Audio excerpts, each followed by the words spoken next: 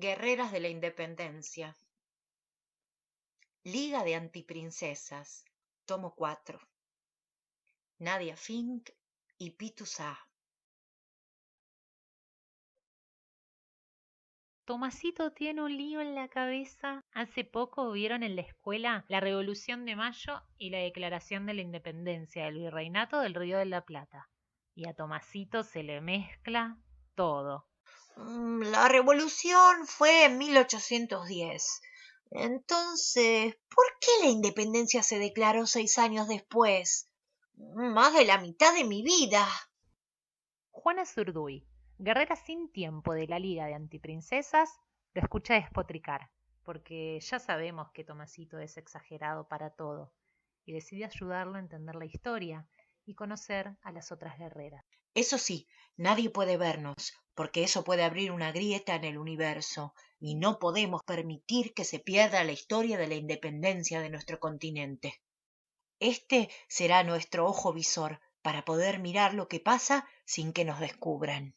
Entonces toman la poción mágica que preparó Yaisa, la hechicera del pueblo, para viajar en el tiempo. Empecemos por acá. Esto es un antecedente muy importante de nuestros deseos de libertad. 1806-1807. Invasiones inglesas. Inglaterra necesitaba vender carbón, acero y telas, pero las colonias de América estaban al mando de España. Por eso intentó conquistarlas. Entonces, en Buenos Aires se organizaron milicias de vecinas y vecinos. Todas y todos lucharon. También lo hizo una negra que había sido esclava, María Remedios del Valle. Su misión era guardar las mochilas de los soldados que iban de acá para allá. Por primera vez ella sintió una necesidad que le salía de adentro, defender a su gente. Y así los ingleses tuvieron que rendirse, pero también hubo otras mujeres que lucharon. Manuela Pedraza, la tucumanesa, combatió duramente en la primera invasión junto a su esposo. Cuentan que cuando él murió en la pelea, ella tomó su fusil y mató al inglés que lo había asesinado. La nombraron subteniente de infantería. ¿Qué le demostraron al pueblo estas invasiones? Que puede luchar y ganar. Si se pudo echar a las tropas inglesas en 2 oportunidades, ¿por qué no librarse de España y tener un gobierno propio? La semillita de la revolución, de la independencia y de la soberanía estaba sembrada. 1780-1781. ¿Quiénes son? ¿Por qué no fuimos tan atrás en el tiempo? Para que veas la historia como una red de hechos, no solo las fechas y nada más, porque la historia recorre el tiempo y las distancias, y porque toda la región, todo el continente luchó y lucha por la independencia. Bastidas y Tupac Amaru. Por eso quería mostrarte las luchas de Tupac Amaru y Micaela Bastidas en el Virreinato del Perú, y las de Tupac Katari y Bartolina Sisa en el Alto Perú, Bolivia. Sin conocerles, sería muy difícil entender por qué en el Virreinato del Río de la Plata sucedieron la Revolución y la Independencia.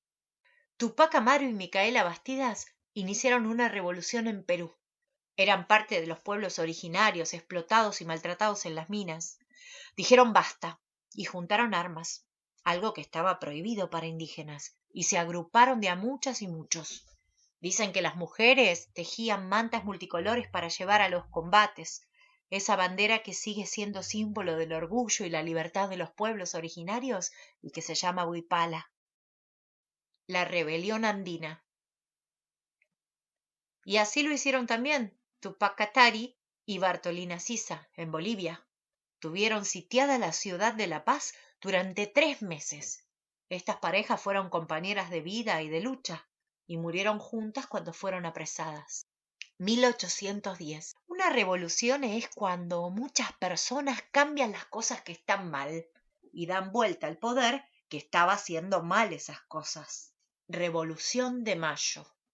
Y eso estaba pasando en las provincias del Río de la Plata, porque estaba bajo las órdenes de un virrey, quien a su vez respondía al rey de España. Lo que hoy es América Latina no era más que una colonia para su propio enriquecimiento. Por eso, el 25 de mayo de 1810 se destituyó al virrey Cisneros y se formó la primera junta de gobierno. Pero toda esa semana, desde el 18, hubo reuniones a escondidas y un cabildo abierto que empezó a funcionar el 22 de mayo. La mañana del 25, el pueblo se reunió en la Plaza de la Victoria, que hoy es la Plaza de Mayo, a las puertas del cabildo. Dicen que se gritó: «¡El pueblo quiere saber de qué se trata!», para saber si de verdad Cisneros ya no tenía el poder y si la Junta representaba la voluntad del pueblo. Lo primero que decidió la Junta fue enviar una expedición de 500 hombres para auxiliar a las provincias. ¿Hombres, dijiste? ¿Y las mujeres no participaron? Claro que sí, pero la historia no siempre nos nombra. Ahora te cuento un poco más. Nos había picado el bichito de la soberanía popular. Para dejar de ser colonia teníamos que luchar todas y todos. 1812. El 25 de mayo de 1812, el general Manuel Belgrano celebró los 2 años de la Revolución de Mayo e izó la bandera que había creado unos meses atrás. Él no sabía que había sido rechazada por el primer triunvirato, el gobierno de Buenos Aires, ya que usar una bandera propia era un claro signo de independencia, y aún le tenían miedo a esa palabra. Una de las grandes olvidadas de la historia fue María Catalina Echeverría, quien cosió y confeccionó a orillas del río Paraná la primera bandera argentina, la que izó Belgrano aquella vez. Con esa bandera partieron las tropas para enfrentar a los realistas. Ah, yo pensé que después de la Revolución de Mayo ya podían gobernar. No fue tan así. Hubo que poner mucho el cuerpo. Si lo sabré yo. En ese tiempo Belgrano comandaba el ejército del norte. Junto a mi esposo, Manuel Asensio Padilla, con nuestras tropas, nos sumamos porque confiamos en él. Era un abogado que dejó su escritorio para ir a combatir. Tenía mucho respeto por todas las personas. Incluso cuando se declaró la independencia, propuso que hubiera un líder inca dentro de quienes gobernaran. Y con nosotras, las mujeres combatientes, generó igualdad. Algo rarísimo en esa época. 1812. ¡Qué calor hace acá! Está difícil esconderse. Me arriesgué al traerte, pero quería que vieras el éxodo jujeño, así, fuerte como fue. Desde el Alto Perú, las fuerzas realistas venían amenazando al ejército del norte. El triunvirato, formado por 3 hombres bien sentaditos en escritorios, dio la orden a Belgrano de retroceder hasta Córdoba. Manuel, desde Chuquisaca, estaba furioso y escribió: Me hierve la sangre al observar tanto obstáculo, tantas dificultades, que se vencerían rápidamente si hubiera un poco de interés por la patria. «Cómo me gusta cuando se indigna». Al final no quedaba otra posibilidad que retirarse, aunque Díaz Vélez, a cargo de uno de los grupos de Belgrano de 200 personas, les resguardó las espaldas. Así empezó lo que se llamó el éxodo jujeño. Las miles de personas que habitaban Jujuy, junto con el ejército, se irían, pero no dejarían nada en pie. Entonces, cuando llegara el enemigo, no encontraría casa, alimento, ganado, nada que pudiera servirle. Enviaron sus cosas hacia Tucumán y empezaron a avanzar con antorchas en la mano, quemando todo a su paso. Allí, entre esas personas, iba María Remedios del Valle, seguramente con una antorcha en la mano, quemando todo y sin mirar hacia atrás. 1812-1813. ¿Todo eso pasó en el norte? Y mucho más. Del éxodo jujeño, las tropas llegaron hasta Tucumán, donde ganaron una batalla muy importante en septiembre de 1812. Pero Salta estaba ocupada por los realistas. Había que liberarla. Pero antes de que llegara Belgrano y sus tropas a la ciudad de Salta, las y los patriotas se preparaban para apoyarles. Y ahí es donde entra Martina Silva. Así lo contó Bernardo Frías en un libro. Doña Martina Silva, que tenía su casa en Los Cerillos, pocas leguas al sur de la ciudad, con toda cautela preparó, armó y equipó con sus propios recursos una compañía de soldados, los cuales presentaría a Belgrano el día de la batalla, bajando al campo por las lomas de Medeiros. Y así fue que esa batalla se ganó. Entonces, las y los patriotas recuperaron el Alto Perú. Fue muy valiente lo que hicieron Martina Silva y otras mujeres, porque fueron trayendo de los campos a los agricultores para sumarse. Así aparecieron de montones a caballo. Cuando terminó la batalla, Belgrano la nombró capitana. Querida señora, si en todos los corazones americanos existe la misma decisión que en el vuestro, el triunfo de la causa por la cual luchamos será fácil. Allí fue la primera vez que flameó la bandera durante una batalla, y esas tierras nunca más pudieron ser recuperadas por los realistas. 1814-1816. Sucedieron algunas derrotas muy duras para el ejército del norte. Entonces, el segundo triunvirato designó a José de San Martín como el nuevo jefe, y también fue hacia Salta Martín Miguel de Güemes, quien había nacido allí. San Martín quería la independencia de toda América Latina, porque los realistas volvían a atacar desde otras regiones. Por eso había que expulsarlos de todo el continente. Y por eso la defensa de la frontera norte era tan importante. El Ejército del Norte. Los realistas atacaron todo el tiempo, pero las guerras gauchas, que duraron años después de la independencia, lograron frenar los avances. No eran muchas ni muchos, pero tendían trampas, emboscaban, hacían asaltos por sorpresa y los realistas tuvieron que retirarse hacia el Alto Perú. En Salta luché junto a los y las Güemes y conocí su valentía y humanidad. Y en esos ejércitos estaba ella, Macacha Güemes. Con su hermano Martín Miguel fueron muy unidos desde la infancia. Compartían juegos y lecturas, porque ella aprendió a leer a los 5 años. Ya de grandes estaban al mando de un ejército llamado los Infernales. Ella fue muy querida, porque trataba bien a todas las personas. Incluso la llamaron la madre del pobrerío, por la importancia que le daba a pelear y a ayudar a quienes menos tenían. Y así como nombramos a Güemes y a San Martín, no podemos dejar de nombrar a José Gervasio Artigas. También participó contra las invasiones inglesas y en las luchas después de la Revolución. 1814-1816. Artigas nació en Montevideo y propuso el reparto de tierras y ganado entre los sectores desposeídos de la banda oriental, que hoy es Uruguay.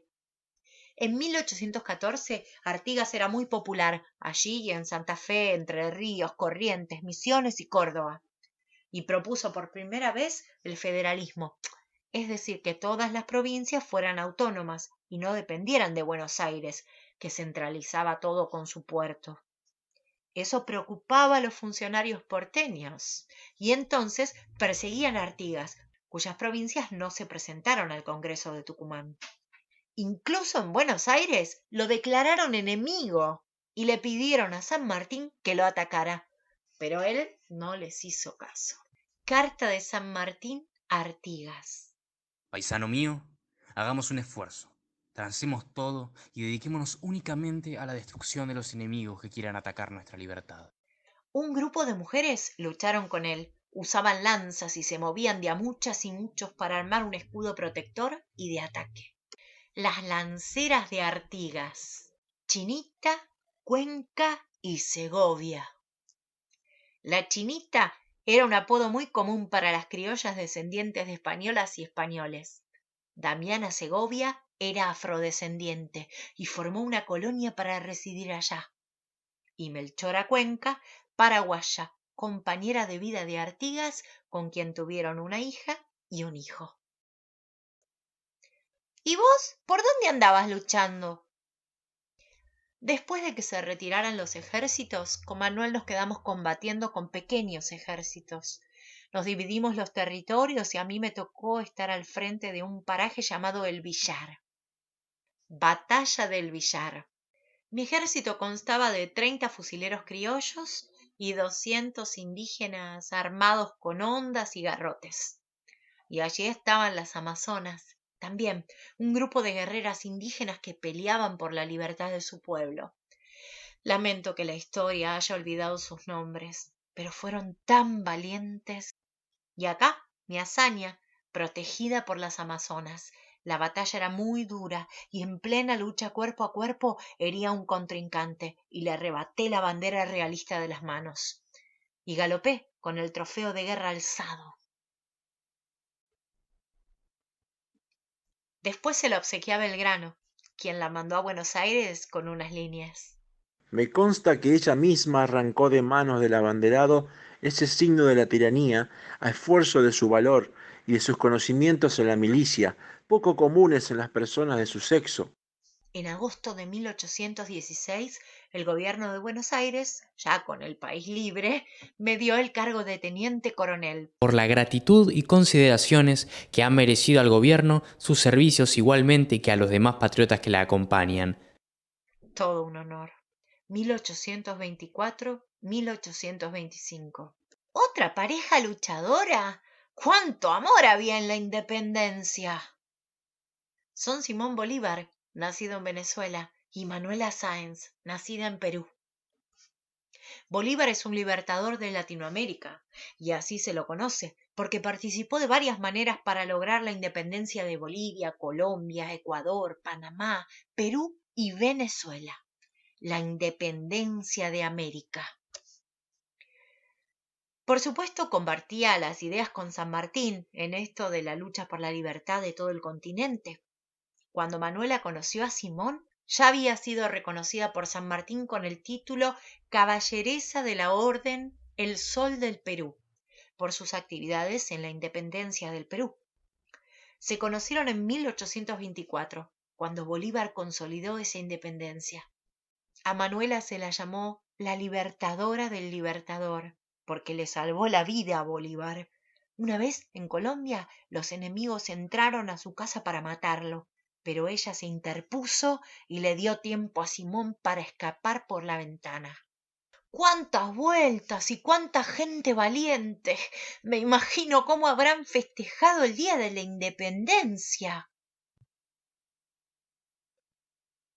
Las sesiones del Congreso General Constituyente empezaron el 24 de marzo de 1816, con delegados de todas las provincias. Así, el 9 de julio de 1816, y después de esos 6 años de batallas y vueltas, se declaró la independencia del rey Fernando VII, sus sucesores y metrópoli. Aunque 10 días más tarde se agregó y de toda otra dominación extranjera, para que le quedara claro también a los ingleses y a los portugueses, no solo a España. Desde ese día hay muchas pinturas. Mira, acá hay una, y mucha información en libros de historia y manuales escolares. Pero lo que no es fácil de encontrar es lo que permanece invisible, como vos y yo, en este viaje. Los hilos que conectan las luchas, las mujeres que luchamos en ellas y las miles de personas anónimas que nunca fueron reconocidas, pero que también fueron especiales para construir la libertad, aunque después se decidiera entre un grupo de representantes. Quienes no queremos más ser invisibles, seguimos luchando, porque la libertad no es solo una palabra que se escribe o se declara, se sostiene en acciones. Igual que la libertad de una persona, se gana con autonomía, justicia y mucho amor.